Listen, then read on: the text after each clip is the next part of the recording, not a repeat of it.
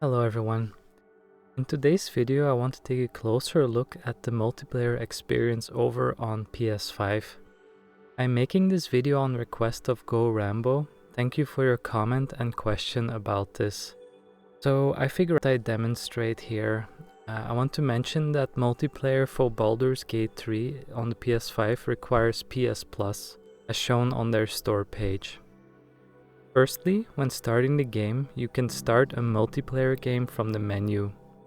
You will see a number of open lobbies which you can join. Some of these are of players already playing and having their game open to the public. You can see where they are located in the game and their level to give you an idea of their progress. If you press L3, you can apply filters here also in case you only want to see friend sessions, filter out full sessions and the level range of the main character. If you want to create your own multiplayer game, you can press triangle. This will put you into a lobby in which you can set up a few things before starting. If you press the settings button, you can adjust the game's difficulty, the amount of slots, so in case you want to only play with one other player online, you can change this number to 2, for example, or if you want to play with 2 others, you change it to 3, and so on. And then very importantly, the online visibility. If you only want your friends being able to join, you can set that here, or by invitation only, or if you want to have it closed, that works too. In that case, the game will behave like it's a single player campaign. These settings can be changed at any time during the game, so I decided to start the game here, and to my surprise it took only a couple of minutes to have a full party. The game has a built-in voice chat, but that one did not work very well, and it was hard to understand people, so we quickly decided to make a party within PlayStation itself. It works much better, so I do recommend that. So here everyone can make his own character or take a custom one at the start if they like to, and then you start the game when everyone is ready. In game, everyone can freely walk around and do all the story content and side quests independent of the main character's presence, and that's all over the map. For this reason, if you are the owner of the campaign and you have a specific idea in mind, like in terms of good or evil or something, it's good to discuss with your party beforehand because they could technically ruin that for you. But sometimes it's just fun to embrace the chaos and see what happens, of course. When any party member initiates a conversation, they have the final word in the decision making. Others can weigh in by pressing X on the dialogue option you would pick, and it would show your little avatar behind it so they can see how many people voted for a certain reply. You also have the option to make a dialogue private to your party if you want to scheme, for example, by pressing L1. The most notable change for me in multiplayer is the combat. This is much faster since we could all take our turns together if we are adjacent in the turn order and basically share that turn as if it were one. So we could all do things at the same time, as you can see here in the footage.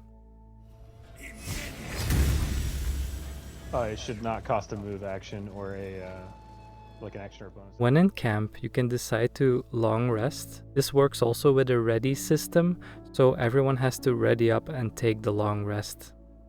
As for inventory, you can decide to lock or open your inventory to your party members, depending if you have any thieving rogues in your party.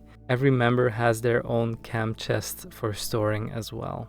When I had to step out and do a few things and came back, my party members had left the game, but their characters were still there. You can send them to Wither's Closet by moving up to them and talking to their characters, and when they join your game again, they can continue with the same character. When they do, they will adopt the main character's level. You can, for example, make your session close to the public and basically continue like it's a normal single-player campaign and open it up to online whenever you feel like it. So how does it work when you are not the host then? When joining one of the servers on the list, you get to make a character, custom or origin character. If you join up past character creation, you can only create your own character, but it can't be one of the origin ones, as you already know. Your level is adjusted to that of the main character in that campaign, so even when not always playing together, you share progress that way. Of course, while adventuring together, your party members might get more experience because of the inspiration system. If they act in line with their backstory, they gain inspiration. So in this case, it can happen you can level sooner than your party members in single player as well as in online play. So if you're done playing on a server you're not hosting yourself, your progress is part of the save game of the host, so you cannot carry that character over to your own game. You are then just a character in their closet or like a free hireling to them that they can still use in combat if they want to. Lastly, I've also heard it's possible to do combo co-op. I have not tested this out myself, but you can start split screen while in a multiplayer game. As a last closing remark, I personally really enjoyed the multiplayer for the couple of hours I played it. I see really great potential in this system. I think it would be amazing to play it together with friends. Playing with randoms can be really amazing. For me personally, I've met some really nice people in my experience. But of course you can never know, and of course also when they're not your friends, it's sometimes maybe hard to meet them at specific hours, and that could be difficult for the longevity of a playthrough.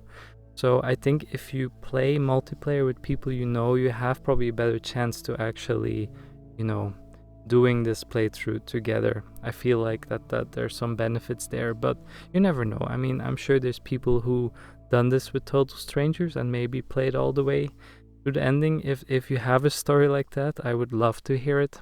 I think that sounds really fun. I personally going to go back to my single player playthrough. I'm currently in Act 3. It's been really amazing, so I'm curious how my story will end. I'll hope you learned something out of this video, and yeah, thank you all so much for watching, and I hope to see you all in the next video. Bye. Old time battle.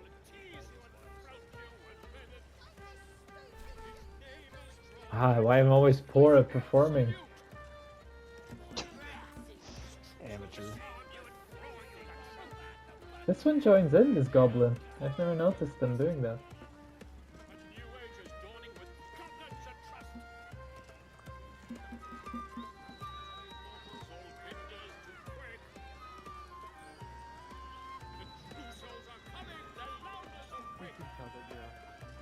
Totally.